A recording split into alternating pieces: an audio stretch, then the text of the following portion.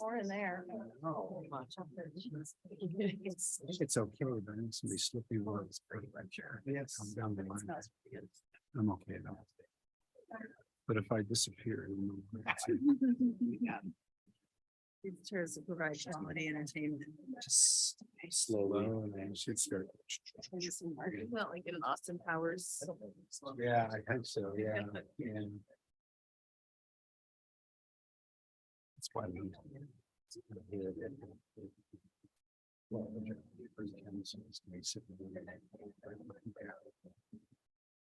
That's not. Desire should be the other way. So scary. 7:00. This is good. Yeah, this is good. This morning. Welcome There. to the Ellensburg City Council meeting of June 5th, 2023.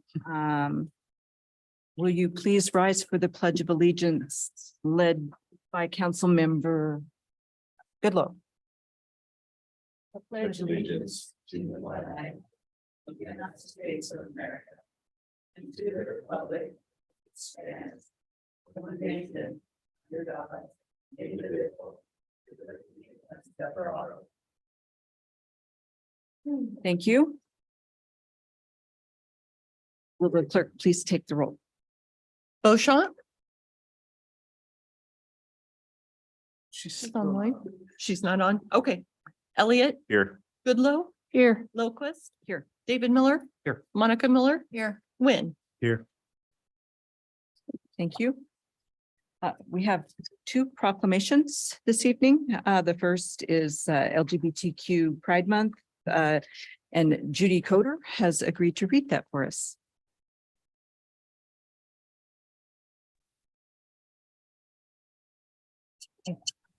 Proclamation for Lesbian, Gay, Bisexual, Trigender, and Queer Pride Month 2023. Whereas June is recognized as Pride Month in this country, and whereas in 1998, President William Clinton issued Executive Order 13087, expanding equal opportunity in the federal government by prohibiting discrimination based on sexual orientation. And whereas on June 26, 2015, the U.S. Supreme Court ruled that our Constitution provides same-sex couples the right to marry, legalizing gay marriage in all 50 states.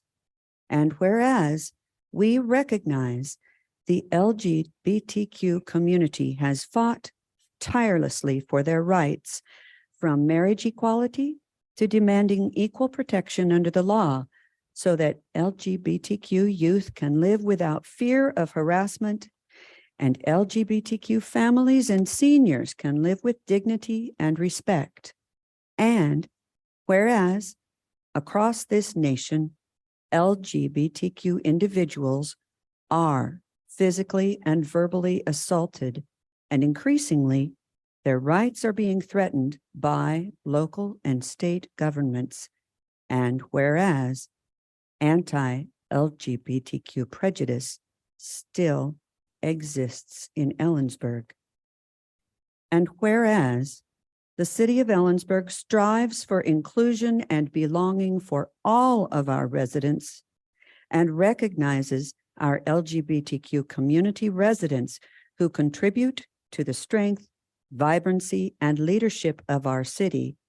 Now, therefore, the Ellensburg City Council does hereby proclaim June 2023 as Pride Month in Ellensburg, affirms members of the LGBTQ community as they celebrate their identities, and encourages residents to participate in Pride activities. Signed this 5th day of June, 2023, Nancy Lillquist, Mayor. Thank you. And I will note that Councilmember Beauchamp is here.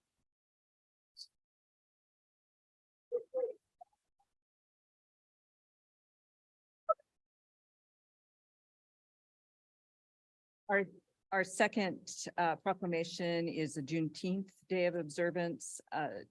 Council Member Goodloe would like to read this one. A proclamation on Juneteenth Day of Observance, 2023. Whereas, as stated in the White House's 2022 Juneteenth proclamation, after the Union Army captured New Orleans in 1862, slave owners in Confederate states migrated to Texas with more than 150,000 enslaved Black persons. For 3 years, even after President Abraham Lincoln issued the Emancipation Proclamation, enslaved Black Americans in Texas remained in brutal bondage, immorally and illegally deprived of their freedom and basic dignity. On June 19th, 1865, over 2 years after President Lincoln declared all enslaved persons free, Union Army troops marched to Galveston, Texas to enforce the Emancipation Proclamation and free the last enslaved Black Americans in Texas. And whereas those who were freed from bondage celebrated their long overdue emancipation on June 19th. Today, we commemorate Juneteenth, a chance to celebrate human freedom, reflect on the grievous and ongoing legacy of slavery, and rededicate ourselves to rooting out the systemic racism that continues to plague our society as we strive to deliver the full promise of America to every American. And whereas Juneteenth is a day to reflect on both bondage and freedom, on Juneteenth, we remember our extraordinary capacity to heal, to hope, and to emerge from our worst moments as a stronger, freer, and more just society. It is also a day to celebrate the power and resilience of Black Americans who have endured generations of oppression in the ongoing journey toward equal justice, equal dignity, equal rights, and equal opportunity in America. And whereas we grow stronger as a community when we honestly confront our past injustices, including the profound suffering and injustice wrought by slavery and generations of segregation and discrimination against Black Americans. And whereas on Juneteenth, we recommit to our shared work to ensure racial justice, equity, and equality in America. We commemorate the centuries of struggle and progress by Americans who have brought our nation closer to fulfilling its promise.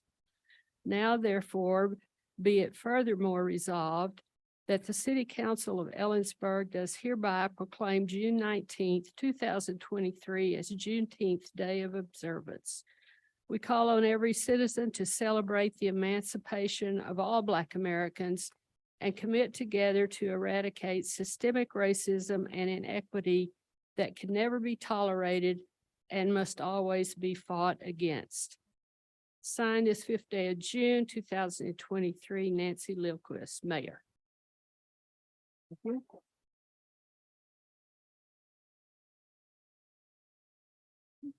Our next item is, that's right. I have Sorry. trivia I want to share about Juneteenth. Interestingly, I talked with Sadie Thayer, our historical historian here in Ellensburg. And Ellensburg, the first Black American to live and establish residency in Ellensburg was in 1886. His name was Frank Henson, and he was at Brownsville, Texas, when the slaves were emancipated in June 19th, 1865.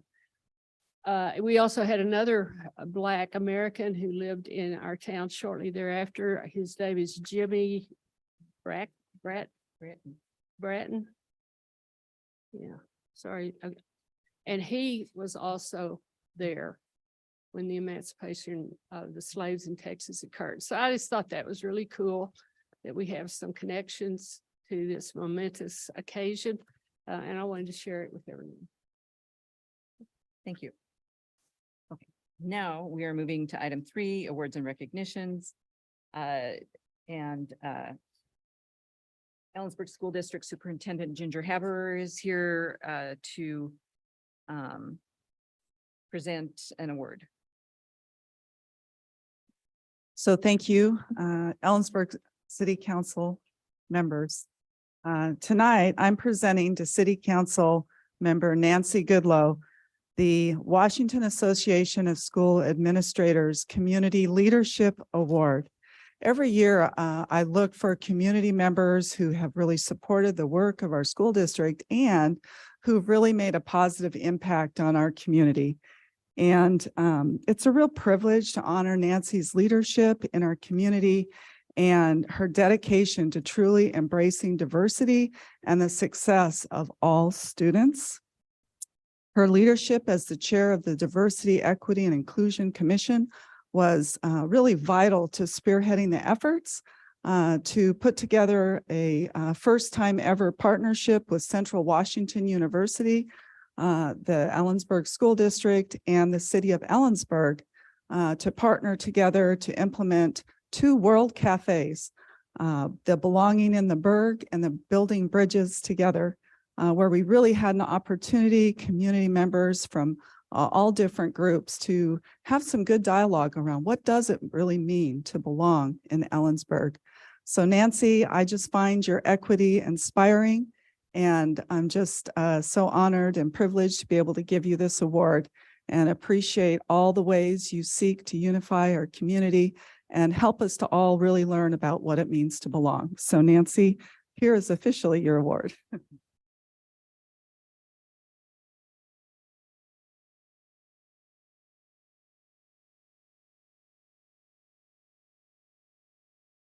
You want pictures? I think we should do it. I think we should do a picture. Oh, okay. Stand.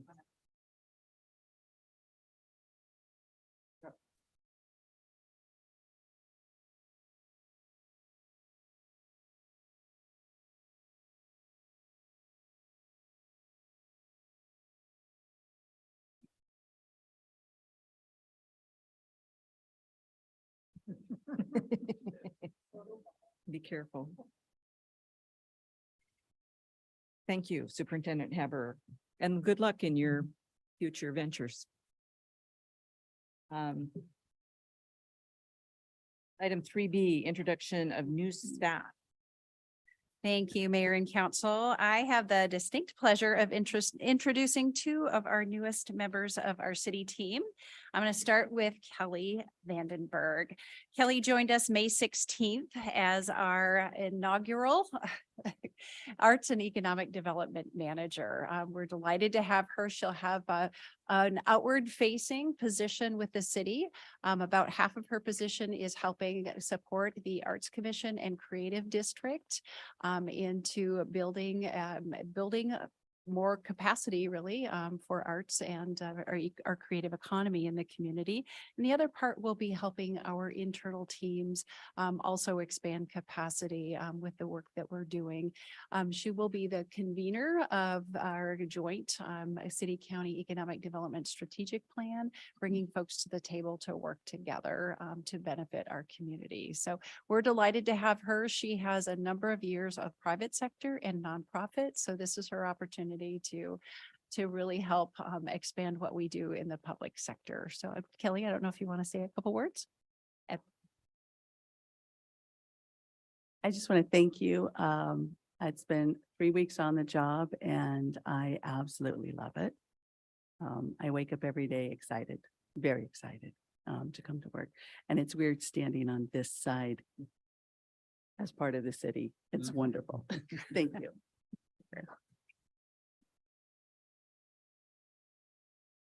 And to round out our team, I also have Mr. Dan Carlson. Dan joined us last week, Thursday, on June 1 as our new Community Development Director.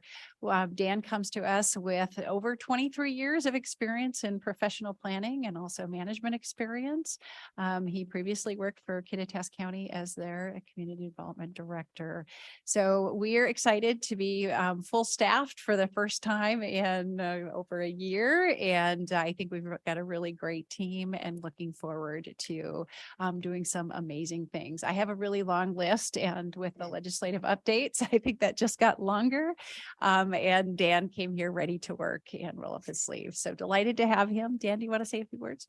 Yeah, I just wanted to take this chance to thank you for the opportunity. We moved to Ellensburg 6.5 years ago for the Kittitas County job, and it's pretty common around here to hear about people who moved to Ellensburg to go to Central and decided that they loved the place and wanted to call it home. We had that same experience over the last 6.5 years, so just really thankful for this opportunity to get to serve this community and work on some of the strategies to work for a positive future. Thank you and welcome to both of you.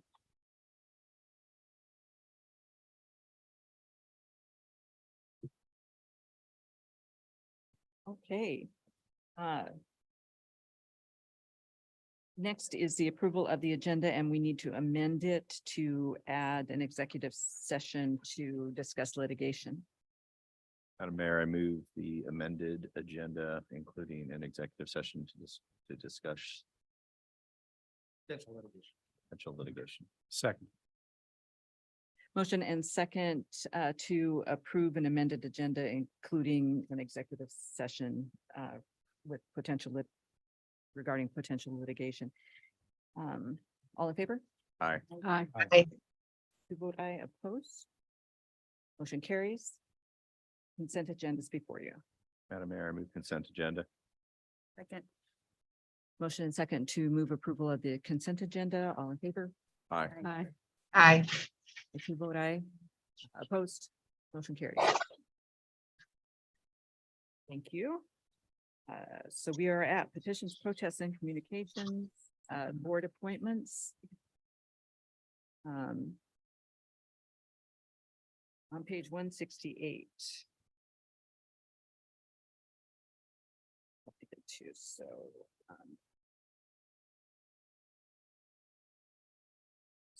So, is Nicole here to say anything or? Not. Okay, so Amber Hoffer. I believe I saw online. Yep, I'm here. Amber Hofer. Amber, do you want to say anything? It is not required. I can do, Nicole told me to do a quick introduction. Yeah, no, my camera's not working, but really just want to share my gratitude for being appointed to the DEI Commission. I'm excited to work with you all. Thank you for having me. Thank you.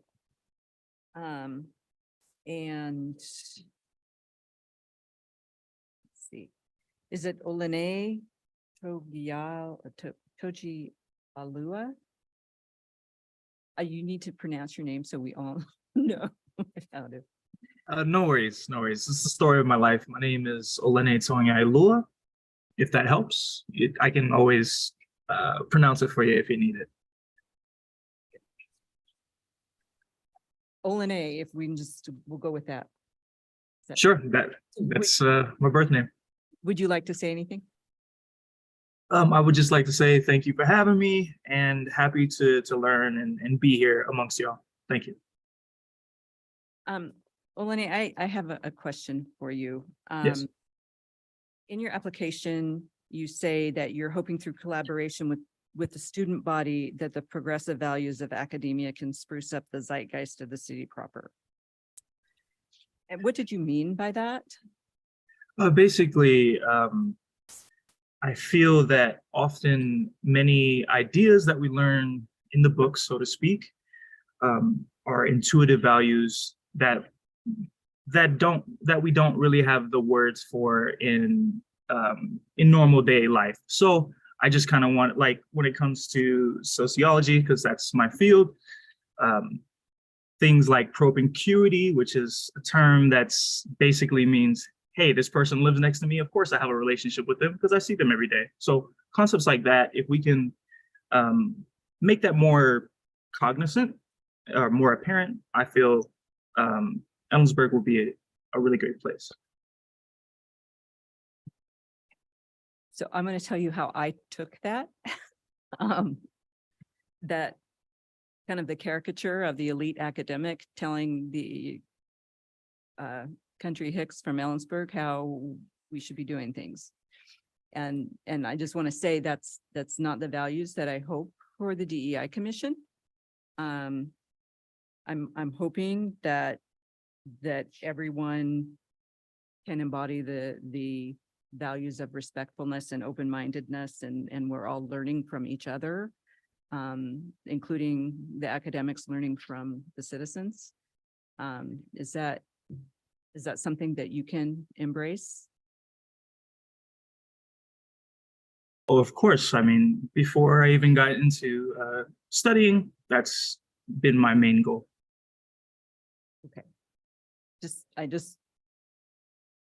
It was a red flag that I had to follow up on. Didn't mean to put you on the spot. Okay. So our next applicant is Andrew Pollock for the Landmarks Commission. Is Andrew here? Andrew will join us for our next meeting. Okay.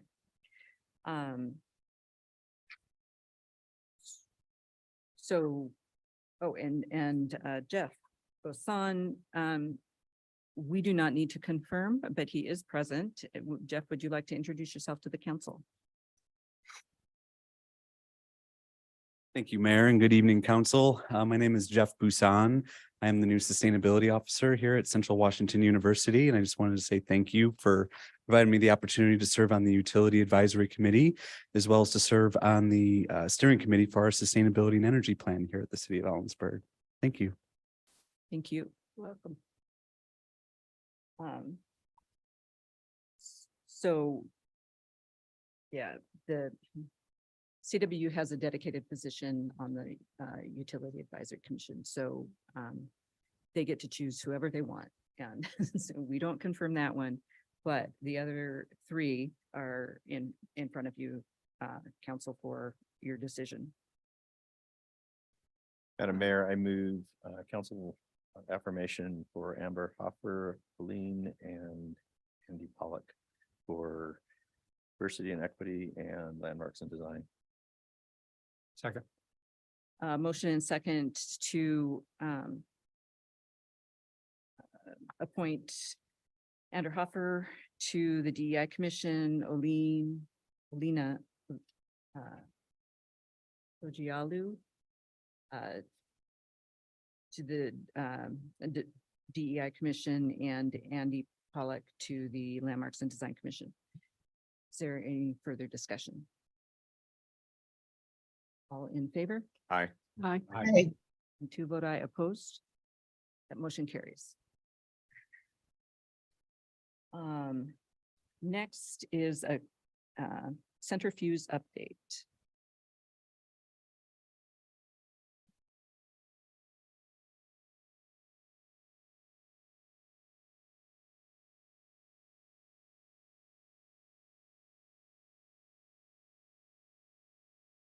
Good evening.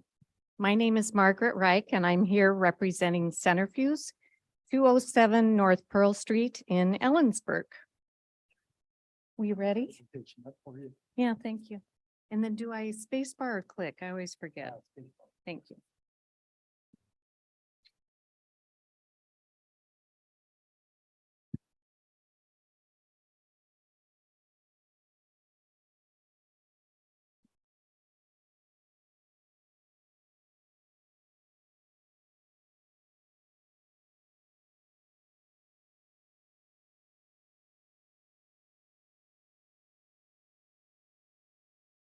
There we go. Fantastic. Thank you.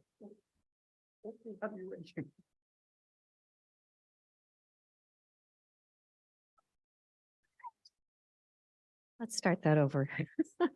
Hi, I'm Margaret Reich, and I serve as the Executive Director for Centrifuge, and I'm here representing Centrifuge tonight. We're at 207 North Pearl Street in Ellensburg. I'd like to also introduce some of our board members that have joined us in person. I'm not sure if anybody is online. Our board chair, Garrett Pashusta, our board secretary, Dale Bangston, and board member Jennifer Lubinsky have joined us here tonight. And thank you for coming. Oops, wrong thing. Sorry, you told me not to do that and I just did it. There we go.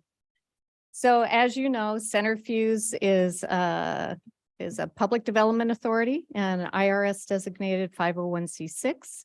We are guided by a 9-member board. Our executive director is full-time now, and we have a part-time economic development assistant. Our mission is to connect businesses with the resources so they can start, grow, and prosper. And we seek to diversify and strengthen the economy here in Ellensburg. So we're celebrating 30 years. Very hard to believe. So back in the 1990s, council created the Public Development Authority and hired staff and built a business park out at the airport. Then the city decided to contract with the Kittitas County Chamber of Commerce for management services and business outreach services. In 2010, the chamber, in the 2010s, chamber contract was ended. Council decided to bring the functions of the Public Development Authority in-house, hired a part-time economic development manager, and then the 20s and COVID hit.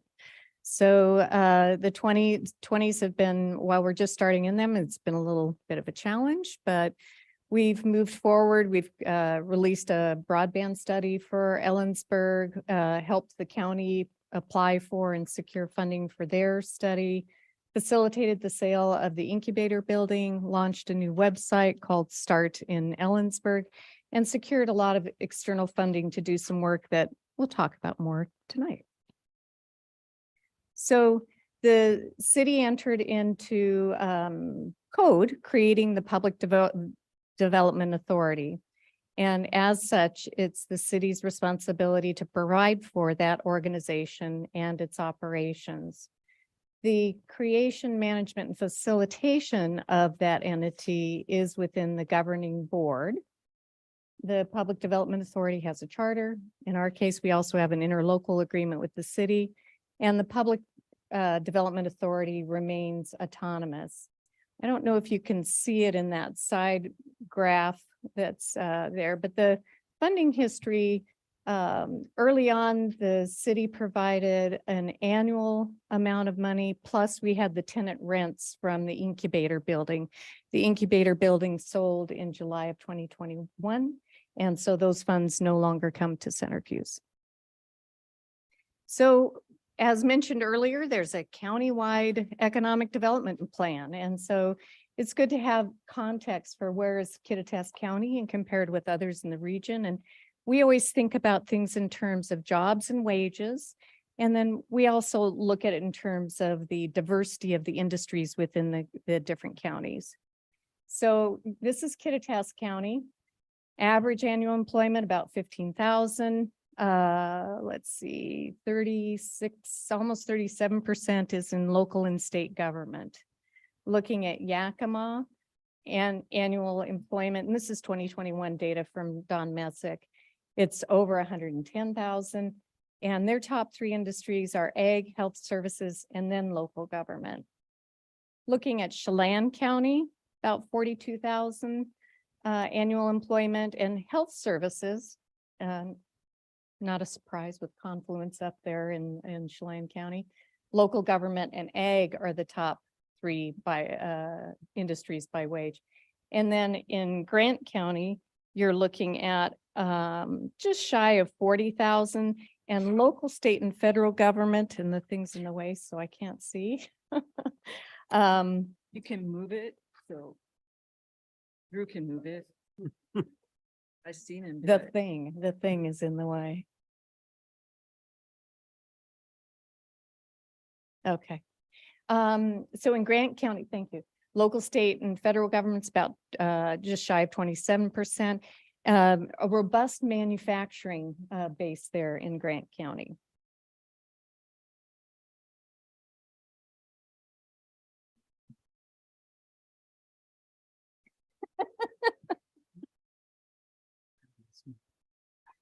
I do miss you.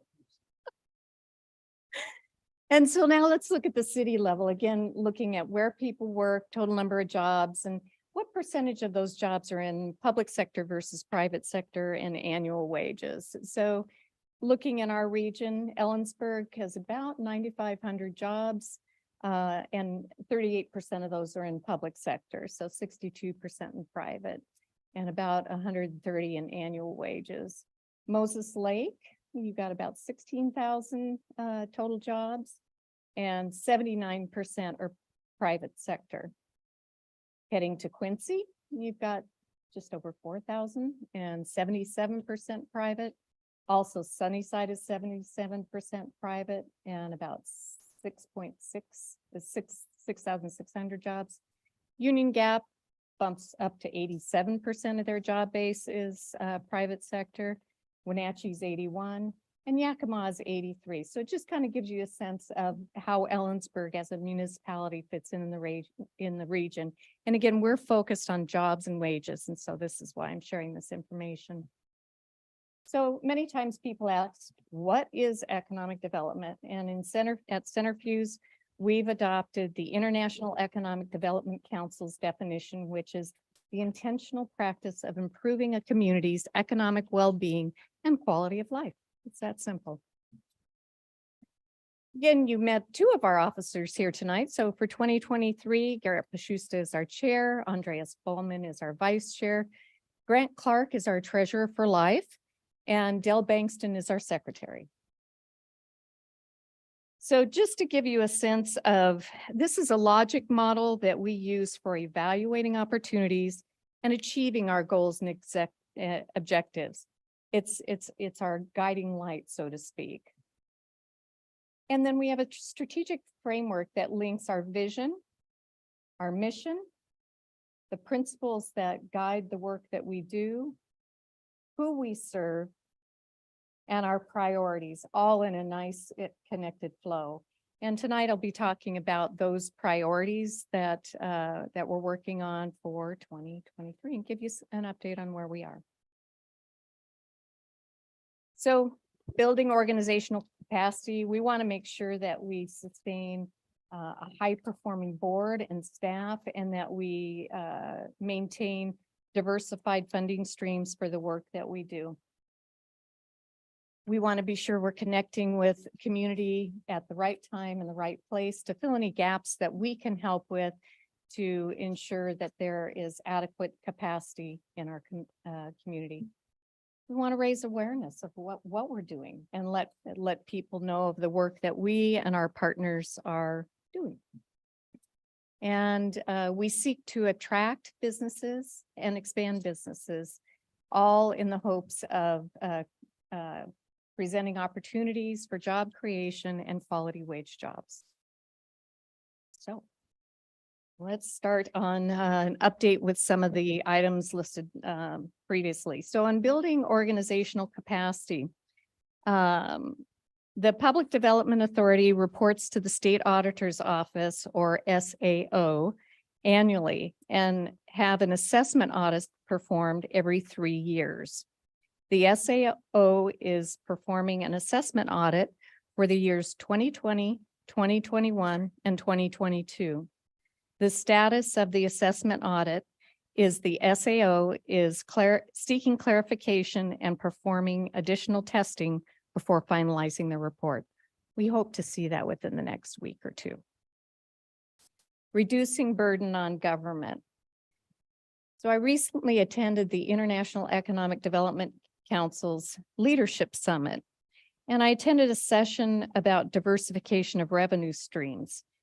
After talking with the board, we're pursuing a feasibility study to find ways to reduce financial burden on government and increase support for our organization.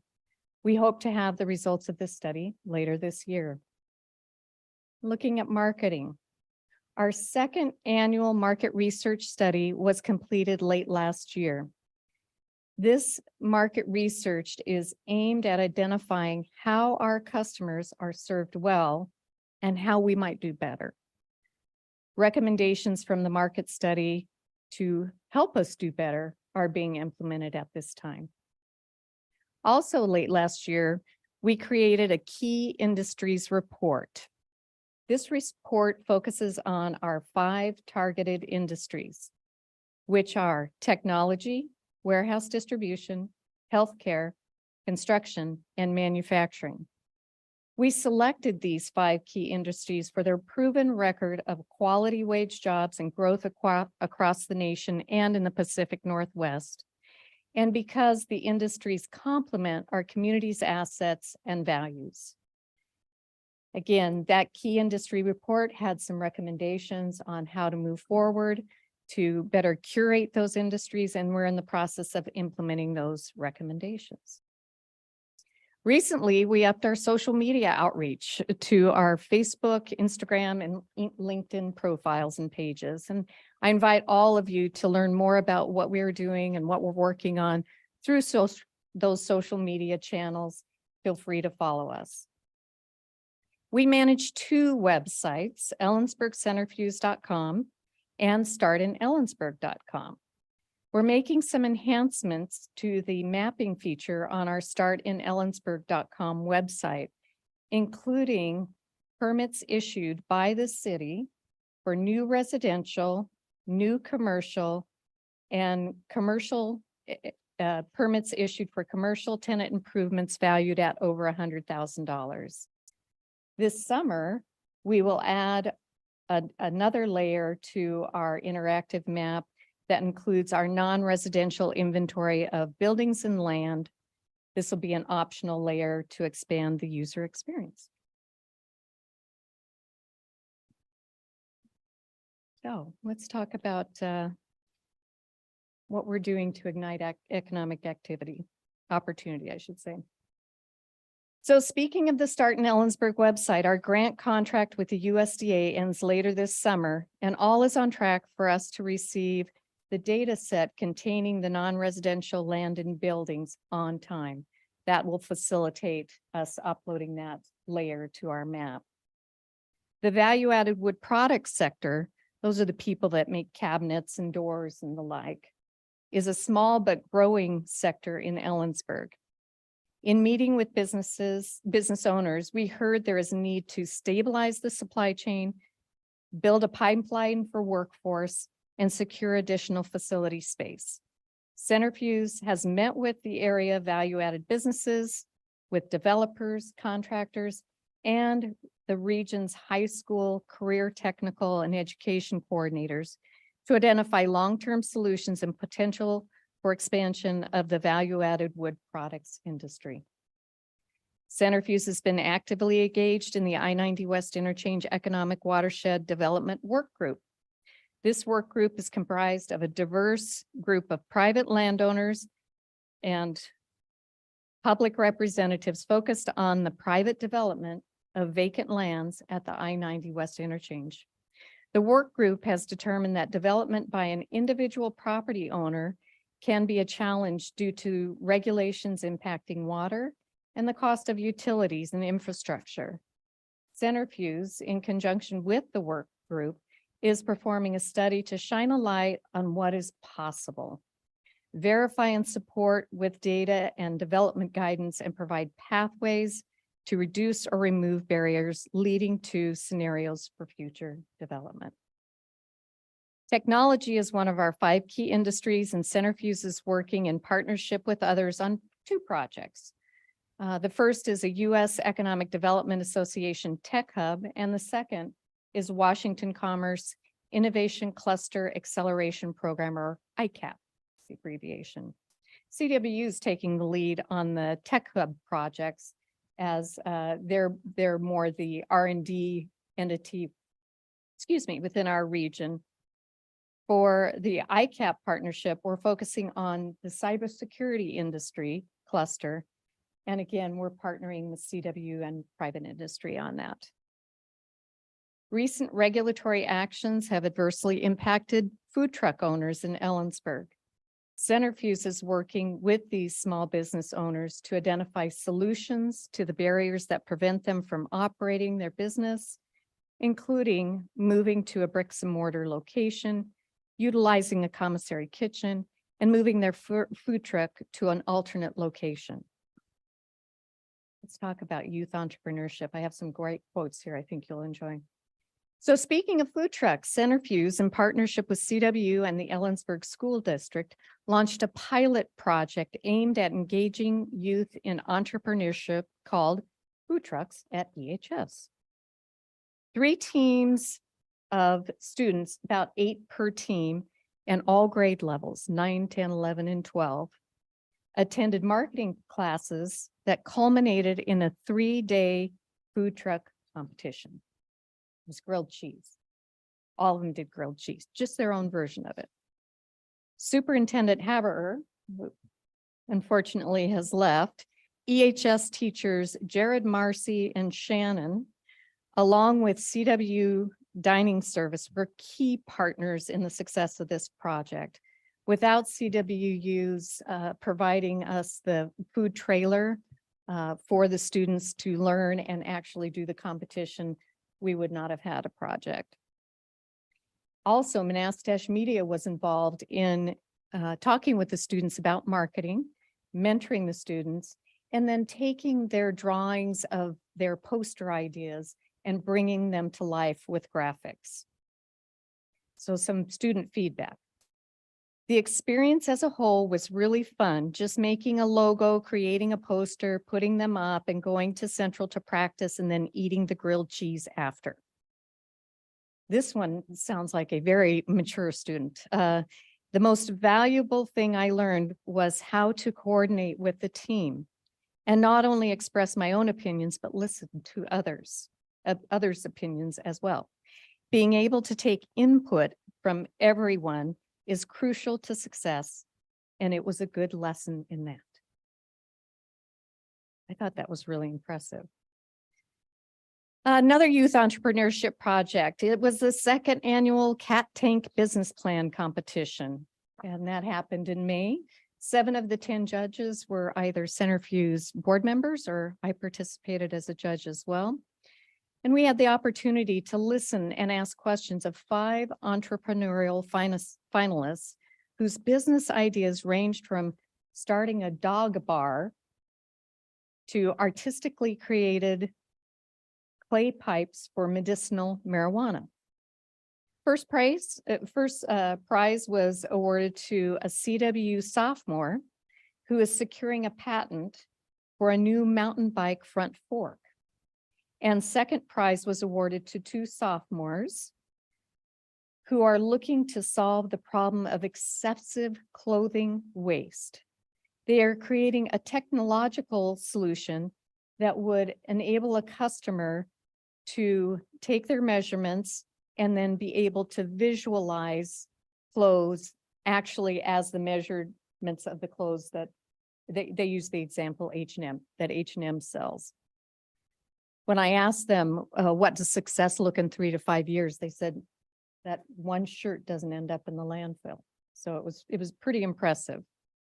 A big shout out to CWU's I4IE for another successful event. And the creative economy. Centrifuge is a founding member of the Ellensburg Arts and Cultural Alliance, a soon-to-be formal group of folks interested in supporting the arts in Ellensburg. We learned in April 2023 that a $100,000 grant Centrifuge authored to update the Ramsey Building was approved by the Washington State Legislature. This grant was awarded to the Clymer Foundation and as such is not included in our revenue forecast. Place Dynamics is Centrifuge's consultant working on the study to identify the needs and opportunities for artist production and performance space in Ellensburg. Michael Stump of Place Dynamics visited Ellensburg last week, where he had the pleasure of meeting several local arts organizations, artists, and patrons of the arts. In advance of Michael's visit, we performed a limited survey of artists and arts patrons. What we learned from the survey is the top 3 things artists needs are dedicated separate workspace that is quiet, rehearsal or studio space, and indoor performance space. Top things that arts patrons need is state-of-the-art lighting and acoustics, comfortable seating, and venue signage. Michael's visit included field verification of existing venues like the Little Theater at Ellensburg High School, Morgan's Performing Arts Center, Hal Holmes, Elks Ballroom, visit to historic buildings like the Ramsey Ballroom, YMCA, Old Post Office, and Fitters, a tour of CW campus facilities, and a look at vacant land that might be suitable for new build.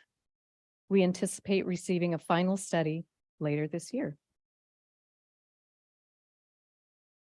So this slide that I'm showing you now is the exact same one that we brought forth in September, where we're looking to engage fully in the comp plan economic development chapter update.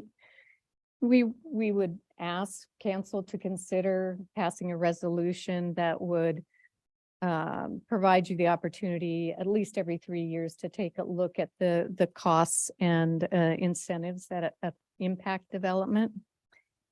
And then, like other jurisdictions do, offer free pre-development conferences and commit to a shorter time frame for permit issuance. So the $60,000 that we get from the city, what does that get you? Well, we've secured $368,000 in grant funding. And the youth entrepreneurship, we've touched our high school students and our CW students with 2 different entrepreneurial events. And each month we continue to get inquiries. So when I'm looking at the business prospects, that would mean that Nancy is a business prospect, but she may have made 4 business inquiries. So just to give you a clarification, what does it mean to be a business prospect versus an inquiry? Some people were one and done. Some people it's multiple calls back and forth. And on average per month, what we're hearing when we are asking people how many jobs will this create, 125, and what the wages would be if their opportunity was realized.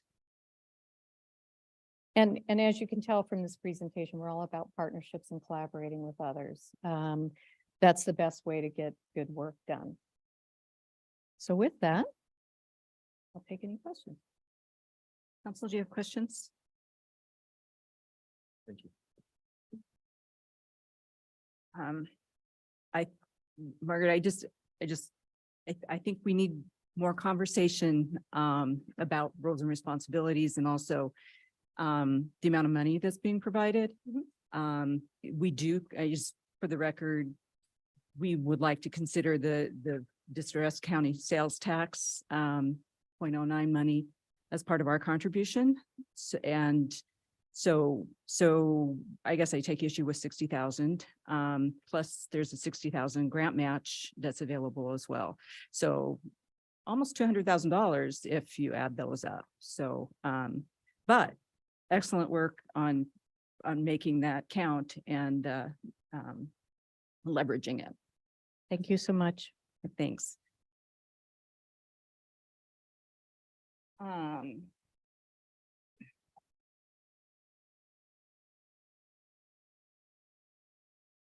So it is really late in the meeting, it seems like, for citizen comment on non-agenda issues, but that's where we are. Is there anyone who would like to speak on an issue that the council can do something about? You would have 3 minutes to express your opinion. Please begin by stating your name and address. Howard, looks like Howard has left. So, Mr. Kelleher, were you waiting for this one?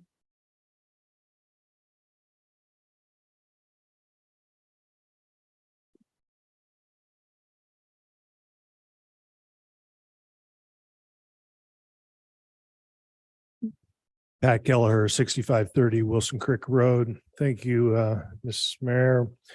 I am again here to speak on the sidewalk issue on Craig Avenue. I perceive it as a safety in just doing things right issue. The city has designated pulled in parking spots there. There is no ADA parking space up there. So that kind of limits access.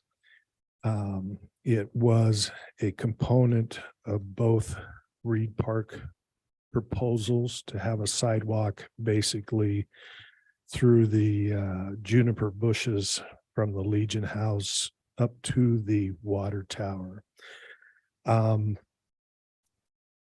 that was, supported through the process. I haven't run into anybody that's come and objected to it. Said, well, that's not a good idea. Sidewalks aren't a good idea. The city, prior to the Reed Park master plan, did commission a study, and I just printed out 40 pages of it. It's like a 96-page study. And one of the questions was, is there any reason you choose not to use Reed Park? Safety, lack of amenities, lack of interest. I'm not going to read every one of them. I kind of highlighted certain ones. I found the study very well done. It had a good breadth. I think there were 256 separate respondents. With such comments as speed vehicles around the park, blind corners in the neighborhood. Sometimes it can feel unsafe, uncomfortable due to people driving too fast, mainly kids, lots of garbage in the parking area. Walking after dark, which can be 4 or 4:30 in the winter, is dangerous. There are always a lot of cars driving by, usually going faster. Safety, too much traffic. It is good for walking, not very good for people to play, could be better for picnicking, lack of amenities, lack of sidewalks, makes walking feel unsafe. Walking on the street is hazardous, lack of sidewalks, not safe to walk on the road sometimes. And I still have a few more pages to go, but my time has expired. Thank you. Thank you, Mr. Kelleher. Is there anyone else who would like to speak to the council on an issue that is not on the agenda tonight? Seeing no one, we will move to item 9A, a resolution to adopt electronic and digital signatures. Thank you, Mayor, members of council, Terry Weiner, City Attorney. So before you tonight, you have a resolution addressing need to adopt a policy on electronic signatures. Prior to the pandemic, Washington law was codified in chapter 19.360 electronic signatures. It was it went back quite a ways actually in time, but it wasn't very helpful from a modern perspective. The pandemic came along and around that same time, there was consideration of a new law to replace the old law. And as you will recall, we were using electronic signatures extensively, at least for the first several months of the pandemic, because we were not here in person and we were not exchanging documents in person. So the new law was codified as the Uniform Electronic Transactions Act in chapter 1.80. And it's got the basic premise is that electronic signatures are acceptable as a means of documenting acceptance of resolutions and ordinances and contracts and all kinds of other legal documents, with some exceptions. There's a distinction between electronic signatures and digital signatures that the law recognizes and our policy does as well. So after this law was passed, after we all came back from the pandemic, it took a while, but we put together a city team to look at what do we need for a policy to implement this. And the idea is that we have both a need for electronic signatures externally with the things that we sign and share with local governments and nonprofits and private businesses. But we also have an internal facing need for the policy with things like timesheets and leave sheets and our payroll records and our payment records. So we had people participating from my office and from finance and from IT and came up with a policy that's attached to this Exhibit A.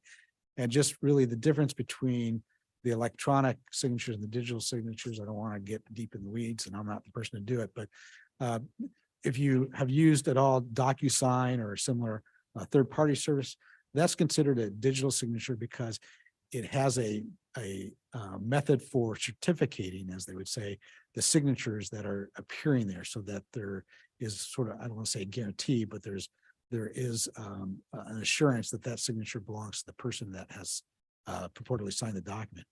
On the other hand, electronic signature, although acceptable under the act, is a little less formal.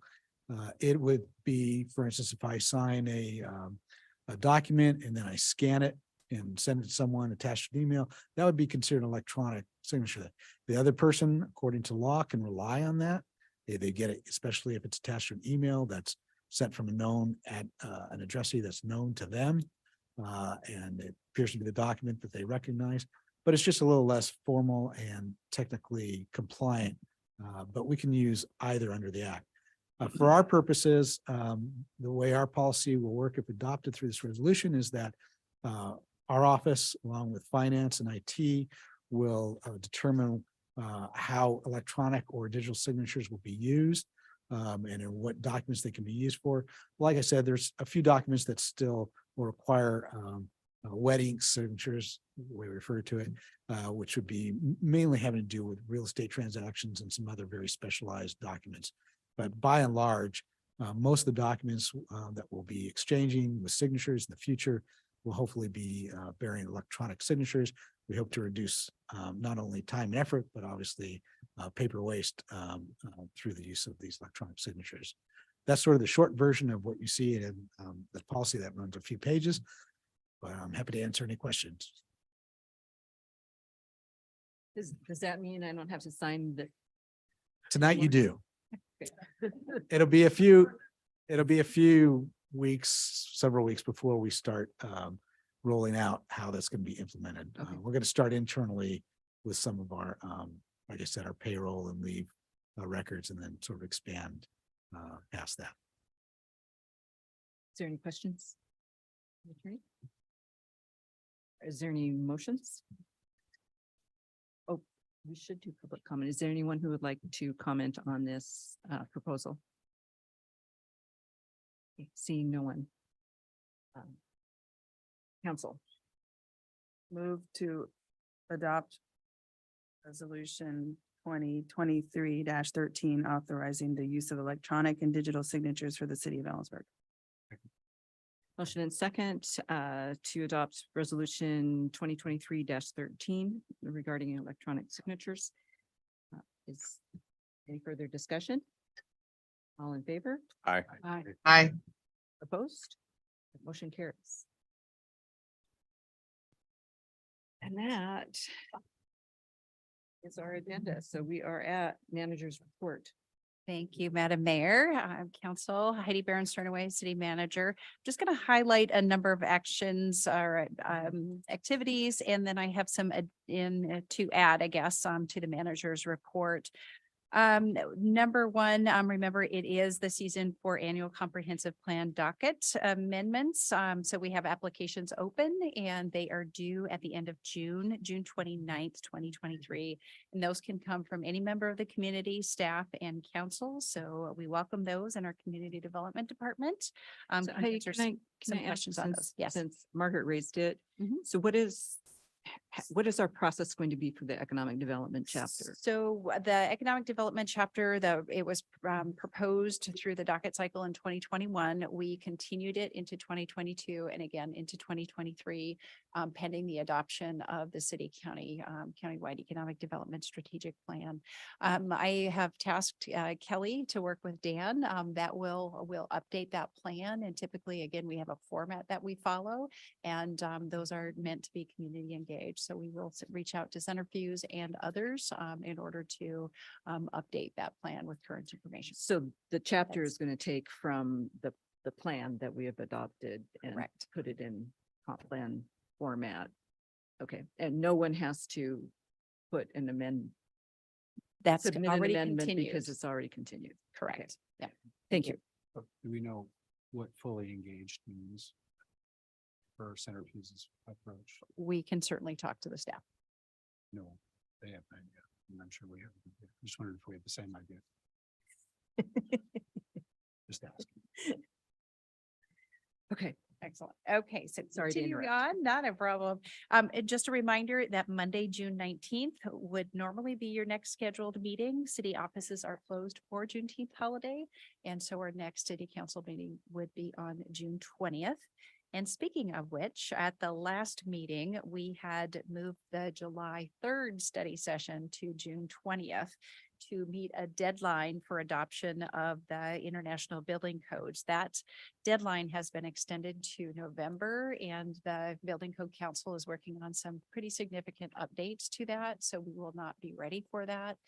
That will move to a future study session. So staff would ask that council, unless you had another or another item to discuss, that we would cancel that study session for Tuesday, June 20th.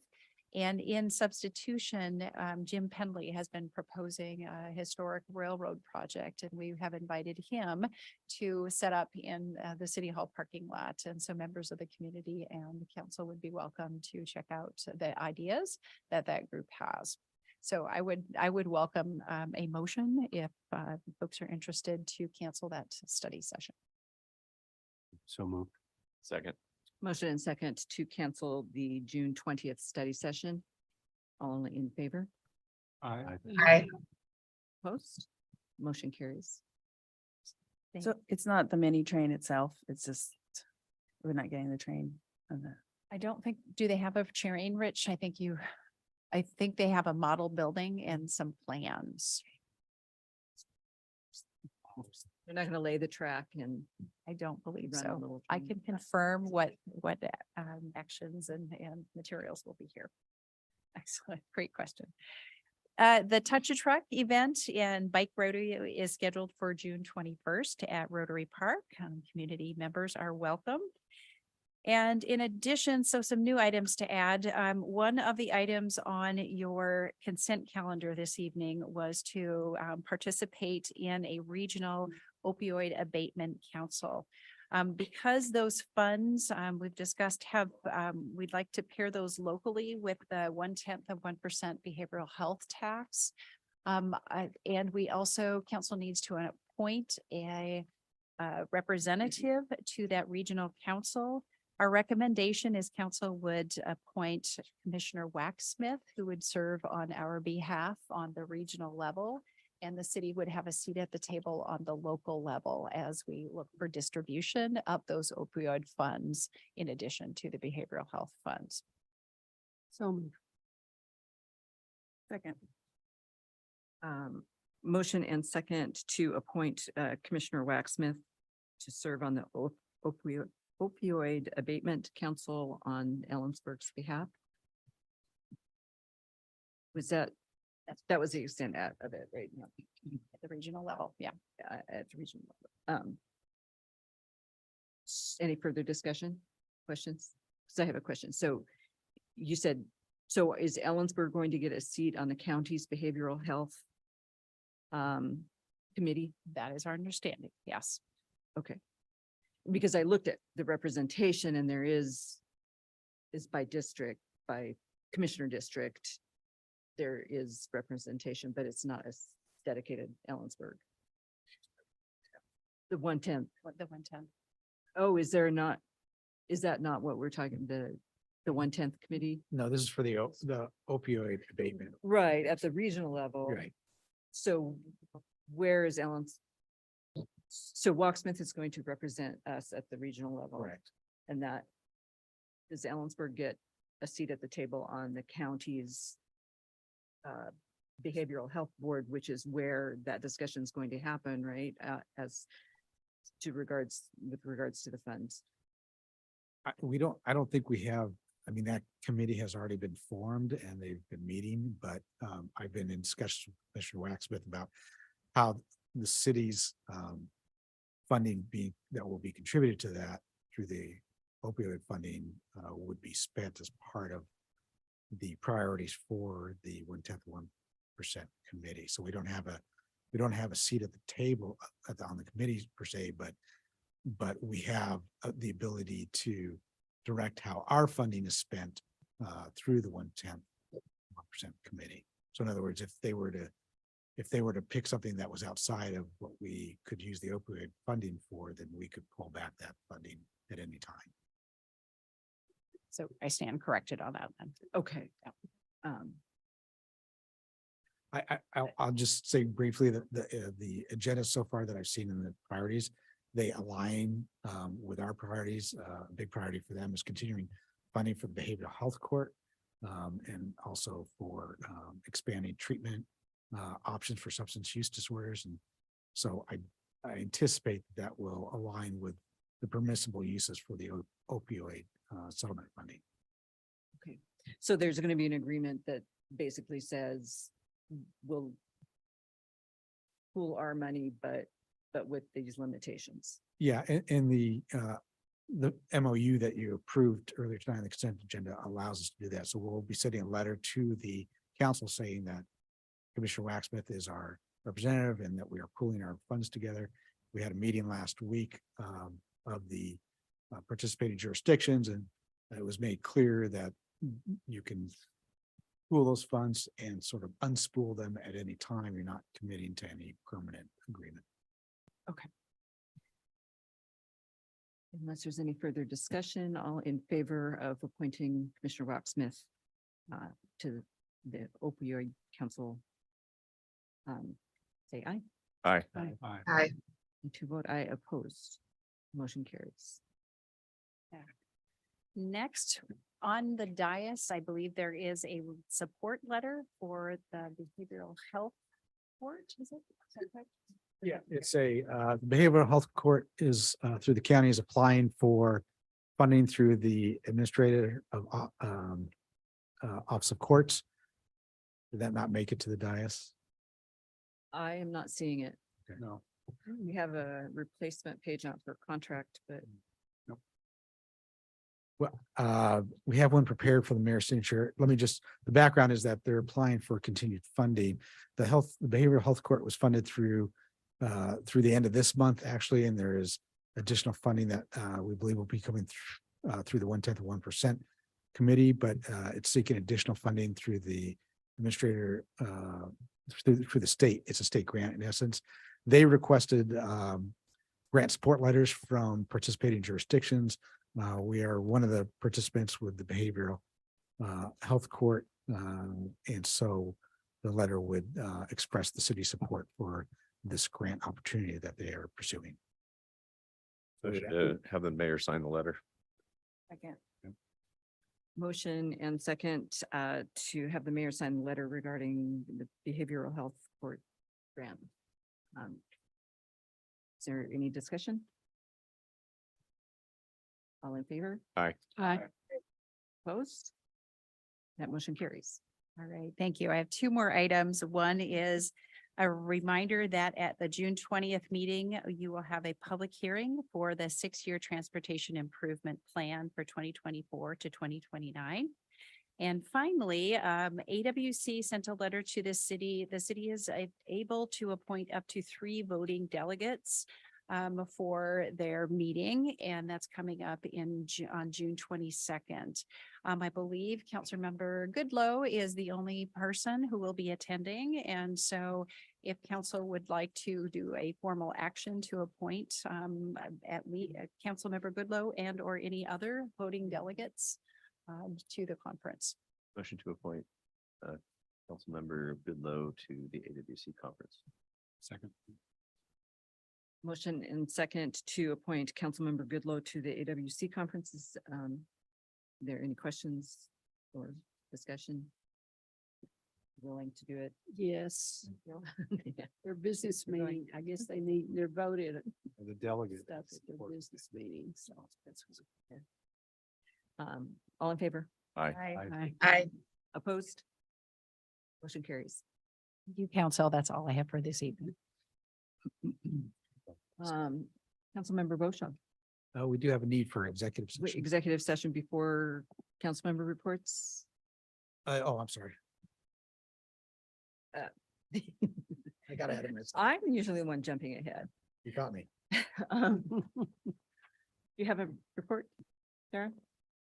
I do not have much to report on any of my committees, but I just wanted to thank the city of Ellensburg for their outrageous, fabulous, fantastic support of our Pride event this past weekend. It could not have gone any better. So I just wanted to thank our city and community for that. You're here. Okay. Councilmember Elliott. So EMS, KICOM, Centrifuge, Planning Commission all come up in the next 7 to 10 days. I do just kind of want to put it on people's radar. It's fairly early in the season that the state has raised what's called the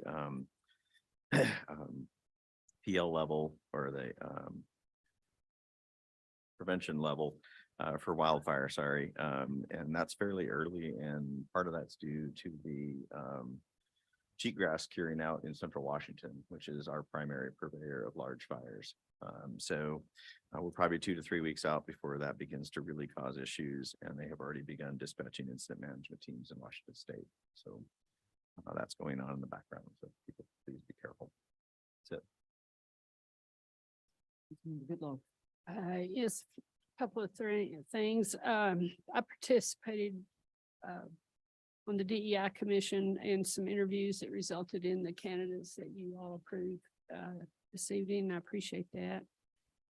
We had a UAC meeting in May, and we said goodbye to Ed Berry, who has retired from city public service. And I think it was over 30 years of service in one capacity or another to the city of Ellensburg.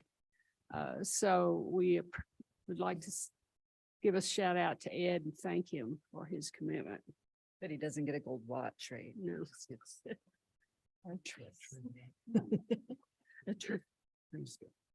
And then today, Councilmember Lilquist and I participated with staff and interviewed 2 people who will be recommended for our 2 empty positions on the UAC committee, and that should come before you at the June 20th meeting.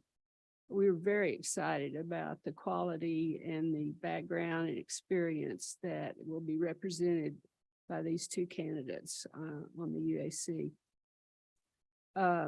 Just went to the COG meeting. We're moving forward discussing how we're going to regionalize COG. I don't know if Councilmember Elliott has anything to add to that. Yeah, we're there. We've looked at 2 sort of disparate models. One is more of a regional planning council, and a second model is more of a warehouse for government resources that smaller entities could sort of, we could pool our money and have those resources available a little bit easier.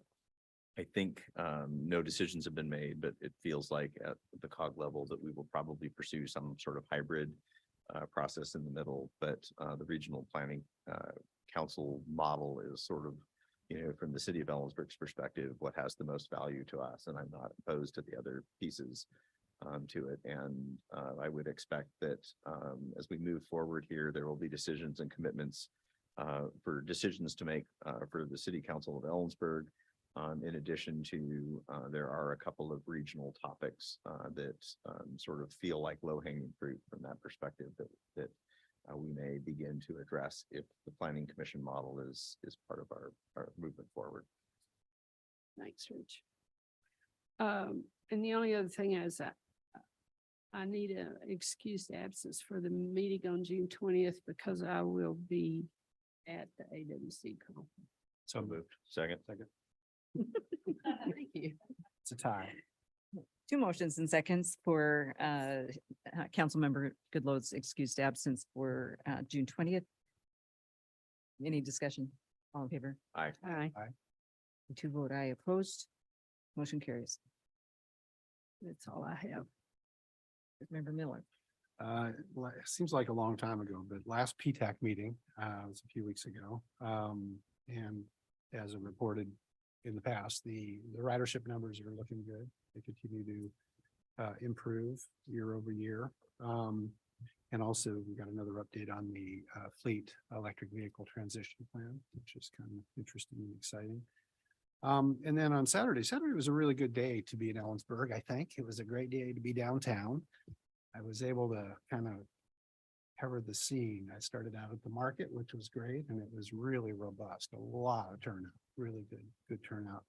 Then I made my way over to the staging area for the Pride Parade and got to talk to a lot of people along the way. And it was, as Councilmember Beauchamp mentioned, just it was a great event. I was really encouraged to see the community's response. And I think I just wanted to call out the organizers. I think they did an excellent job. And then I think EPD did just an outstanding job of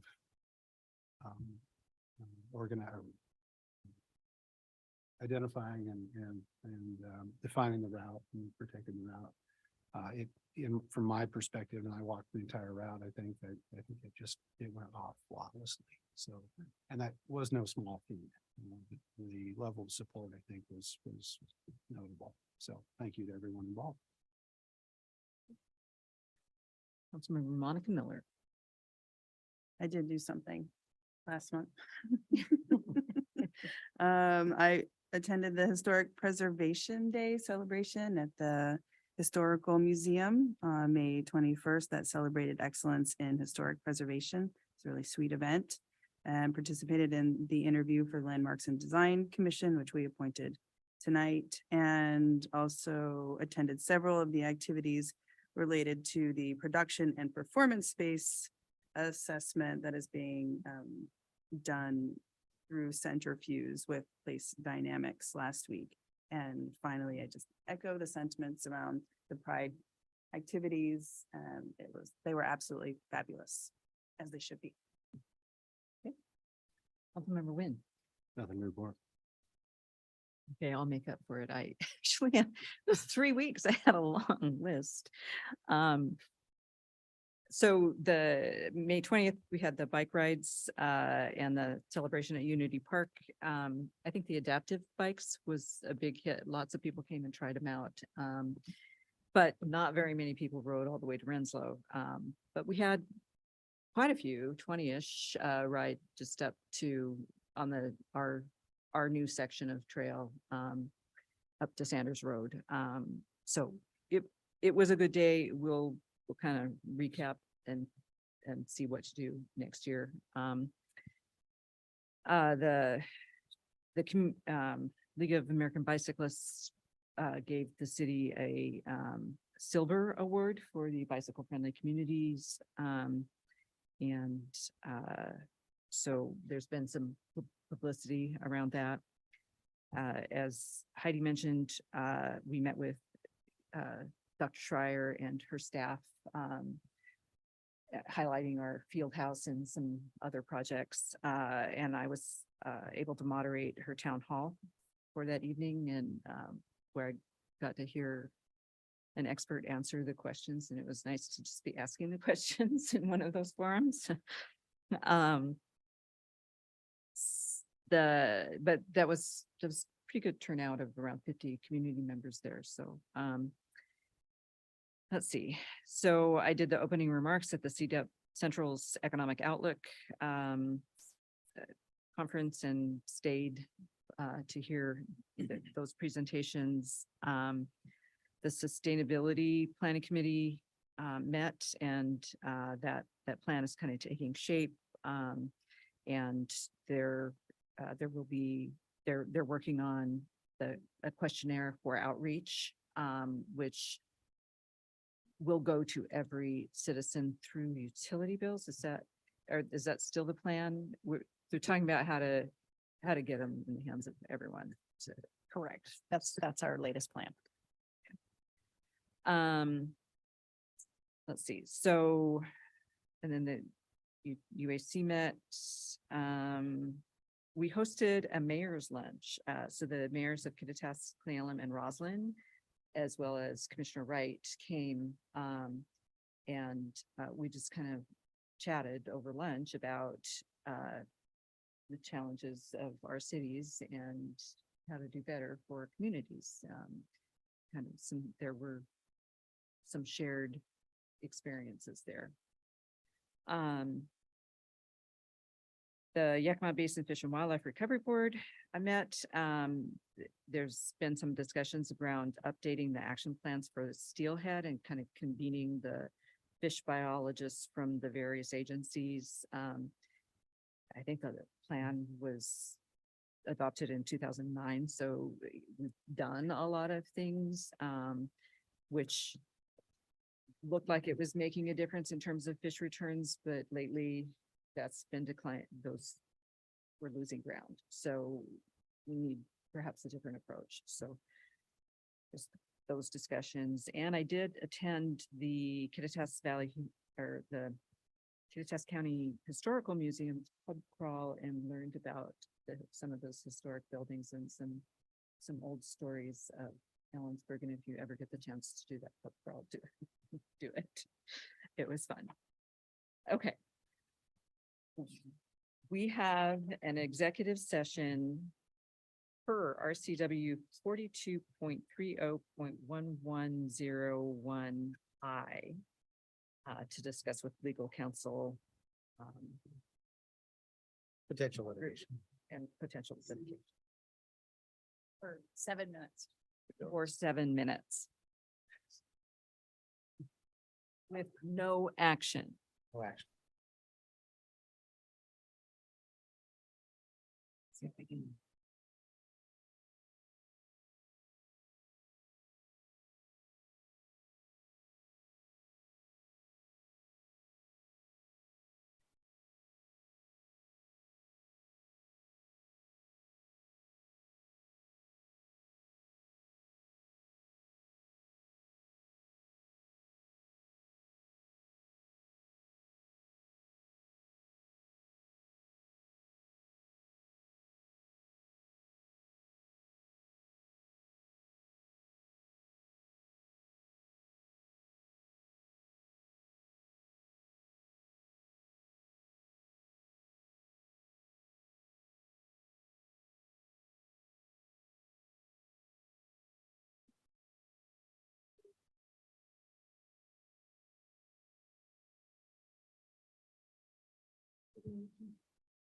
Oh.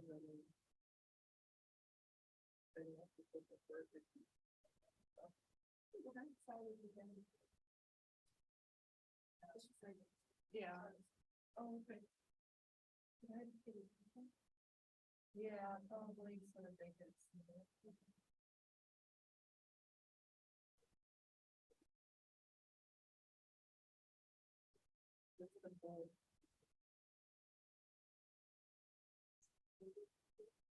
That's okay.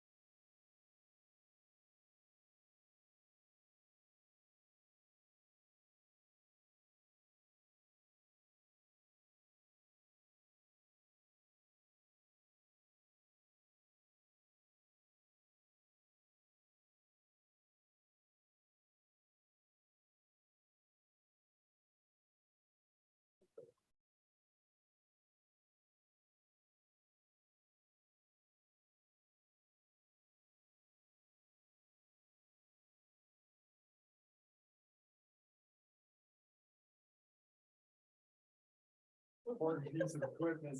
I don't know. Piece that you might need for something. That's something. Yeah. The only thing about If it needs to be used, it's like. I would even do it the best. Best. That's it. We don't need that. You don't need that, just. And I was very keen on.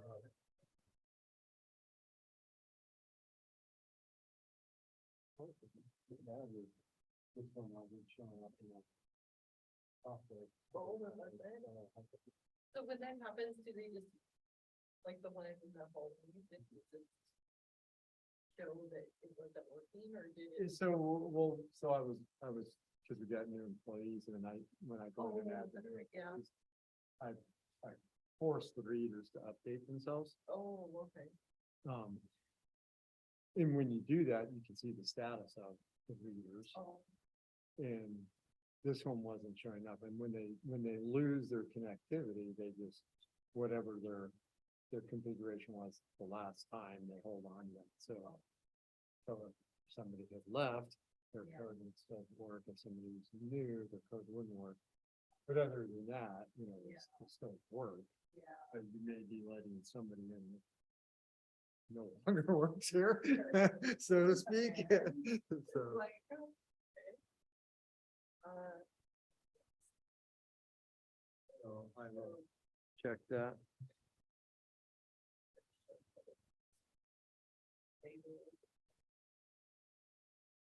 Or even a word, I guess.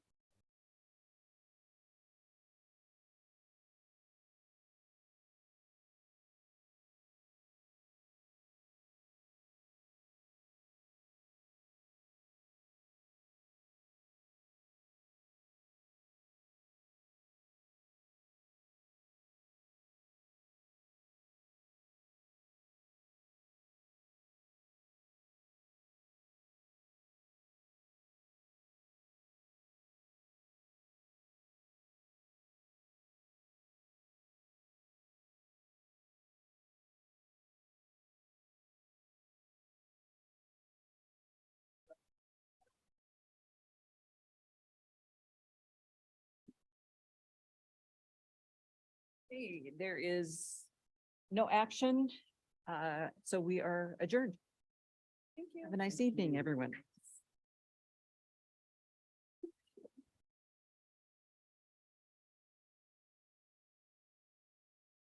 Thank you, Beth. No problem, thank you. Yeah.